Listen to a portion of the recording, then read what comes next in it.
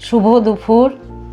রোজকার মতো আজও আমি কী কী রান্না করেছি দেখো। সাদা ভাত, এটা হচ্ছে ফুলকপি, আলু, বেগুন, সজনের ডাঁটা, পোস্ত বাটা দিয়ে চচ্চড়ি।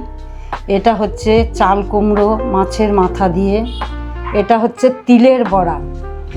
এটা হচ্ছে মসুরির ডাল আমড়া দিয়ে, সর্ষে ফোড়ন দিয়ে। এটা হচ্ছে আমার মায়ের রেসিপি। এটা মা রাত্রেবেলায় আমাদের বানাতেন। ডিম সিদ্ধ, আলু সিদ্ধ, কাঁচা লঙ্কা, পেঁয়াজ, তেল দিয়ে মাখা। আর এটা দেখছো, এটা আমার বাপের বাড়িতে এখনও খাই। রসুন, লঙ্কা, জিরে দিয়ে লবণ দিয়ে ভাজা। আর শেষ পাতে এখন চাটনির বদলে এসেছে আম। এটা এবার কি করে করেছি দেখো।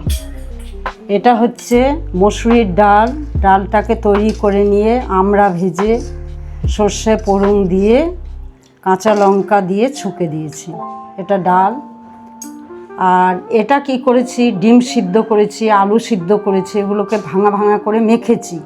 মেখে লবণ দিয়ে মেখে তোমার পেঁয়াজ, কাঁচা লঙ্কা, তেল দিয়ে একসঙ্গে মেখেছি। আর এই বড়াটা হচ্ছে তোমার তিল, যে তিল তোমরা খাজাতে খাও সেই তিল বেটে তোমার একটু লঙ্কা, একটু রসুন, একটু লবণ দিয়ে বেটে আমি এটা বড়া করেছি।